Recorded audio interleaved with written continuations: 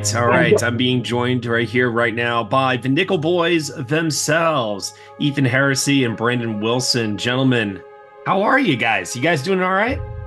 Yes, yes. Pretty good. Been a good morning so far. How you Evening been? to the morning. How are you?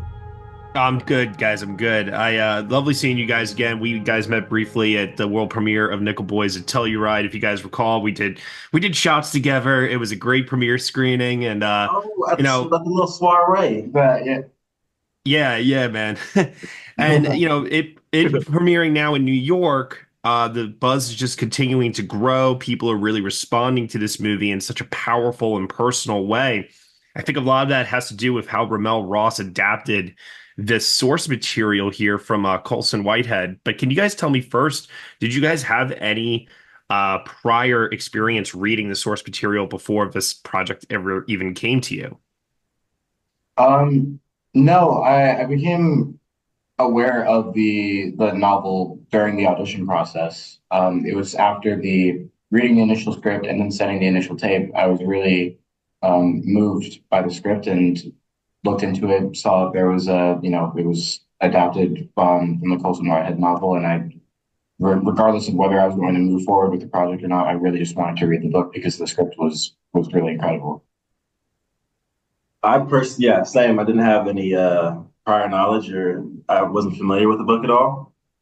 And my introduction kind of also where that ended was with the script. And I did read pieces of the book and saw how, yeah, there's a lot of like very closely, Oh yeah, yeah. even like worded parts of the script. And I felt like I had enough. Yeah, the script was so well written that I had already so much to play with. So I haven't read the book yet. Yeah. So when you guys get the screenplay and you talk to Ramel and you see the direction of how he wants to adapt the story with this first person switching perspective throughout, what's your thought process? Because I have to imagine that must be quite baffling for an actor to at first wrap their minds around. Hmm.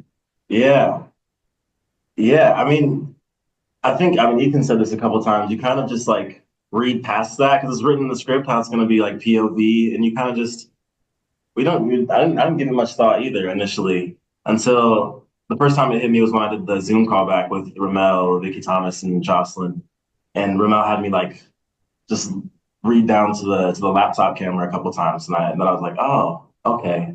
And then when we got there, it was just very. He's just so confident and like fearless, so you can just dive in and yeah, just go play. Yeah, it wasn't reading the script. It was just something that I kind of ignored.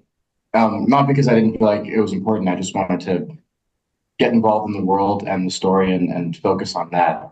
And then even in the Zoom callback, when they said to like look down at the camera, I had already experienced that with other auditions just because it was like an eyeline thing. So I was like, all right, sure, it's an eyeline thing.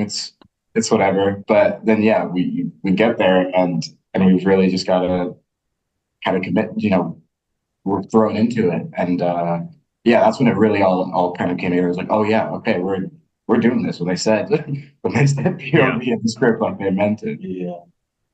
Now, I remember at the NYFF premiere, Jomo, the cinematographer, Jomo Frey, talked about how he was actually acting opposite you guys as the cameraman in a lot of these scenes. So, in a situation like that where you're acting to the camera, looking directly into the lens, which is something you're not typically supposed to do, are the other actors standing next to Jomo and feeding you guys lines? Like, how is it working practically on set to shoot these scenes? New York. Yeah, it was it was basically if it was uh Elwood's perspective looking at Turner, so Brandon's on camera, I would be standing like right on top of as close as possible to Jomo and the camera. I was saying this yesterday. Jomo and I, and we all we got intimate very quickly. Yeah. Like it was like that first day, we're like, yep, and we're gonna figure out how to like contort ourselves and make sure that it really looks like to stay true to the POV of the effect and like get my hand in this position where it's like, yeah, it's like really it looks like you're looking through his eyes. So yeah, we got pretty close to Chomo pretty fast. But then I also have to imagine too, there are certain scenes that play out two times from both perspectives. I'm thinking of the cafeteria luncheon scene. I remember seeing it once from no, sorry, from Elwood's perspective, and then from Turner's perspective on the second time, and thinking to myself, okay, so they probably shoot it, break for lunch, come back, shoot it the other way, or something like that, right? Is that how it pretty much would work at times? Yeah, minus the break for lunch. It would, yeah, there'd be, yeah, I mean, all oneers. So yeah, they would do his whole perspective and like kind of through the whole. I mean, he's walking through that cafeteria, so they're doing like the whole walk up to the whole conversation, and then yeah, me and Jomo will kind of switch bodies, and he'll then be in my place, and we'll just do that whole yeah, and then we'll just do the whole oneer again, like watching him walk through the cafeteria, and yeah. The whole like choreography of it all, and in terms of the cinematography and the camera movement was pretty cool to watch. I was gonna say too, because some of these shots are so intricate and so perfectly timed. Did you guys have any rehearsal time to be able to work any of this stuff out?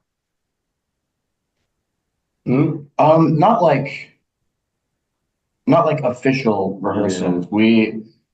We spent time before shooting scenes, like we would go over to each other's, trailers or whenever we had a moment and would work on the scene and kind of, play with it in a more traditional sense so that we're able to see each other's faces and kind of hear how and get a sense of how the scene would go, just so that, we weren't just kind of walking in blind and just having to kind of create everything when looking directly at the camera. And it was really helpful because it would take, a few takes, but eventually the we were able to have it in our bodies. So eventually it was able to all kind of melt together and it wasn't looking at a camera. Eventually the imagination does what it does and it melted into Brandon's face. Yeah. When I saw this for the first time, I had this incredible feeling come over me of a realization that I've never seen anything like this before. Mm. That's really rare. That does not happen often. I see maybe close to or over 300 new movies every year. And when you see something that singular and that distinct and something that you can't immediately compare it to in your mind, that's a very special experience. Can you guys tell me a time when you watched something that gave you that same feeling of, oh my God, I've never seen another movie like this before? Ooh, it's a really good question. Um, yeah, I mean, I saw a movie in May or June called Nickel Boys. I honestly can't think of. It's hard. Yeah, it's hard to. Yeah, so it's just. I don't know. Off the top of my head, and I think that I hope this isn't cheating. It's because I kind of they did the like letterbox for favorites. Yeah. So this movie's kind of fresh in my mind. But when I went to watch Waves for the first time, Oh um, yeah. that movie really, really deeply affected me. I remember kind of like I got one now. Okay, my bad. It really deeply affected me. I remember like we're kind of reaching the end of that movie, and like the first thing I thought was I need to go home and hug my mom. Like I was really deeply moved by that, and I'm sure there are many others since then that I've watched that have invoked um, really deep emotions. But that's one that it's that's one I'll never forget for sure. Yeah. And even you previously worked on When They See Us, an amazing, amazing series. Ingenue Ellis Taylor also involved with that as well. Did you guys have any kind of reunion on set where you guys reminisced on working on that? And also, too, can you just speak to some of the thematic similarities between these two projects as it involves Black history and identity? Right. So starting with Ingenue, I didn't get to. I had one moment with her before it was like I think it was her last. She had shot her last scene, and kind of she was able to step out of Patty for a moment, and I it was like right before she was just gonna leave the set completely and just like go home. and we got to talk a little bit, and we talked about when they see us, and that was, I think I was like 17, turning 18 at the time. So it's been a few years. I'm 24 now, and so we had Yeah. that moment, like, like she was like, "What?" You're like, "What is going on?" And we got to catch up a little bit. I mean, since then, she's done a lot of incredible work, and she got an Oscar nomination, and that was something that was really fun to talk about. And then as for similarities, I guess, between When They See Us and Nickel Boys, I think the biggest one, and I think the most important one, is that both Nickel Boys and When They See Us are bringing the truth to light. And Yeah.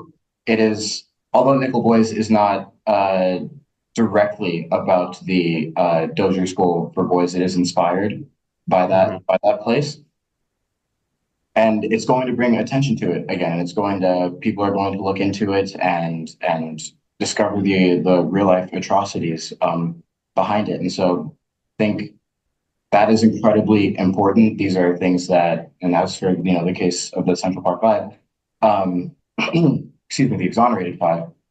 Hmm.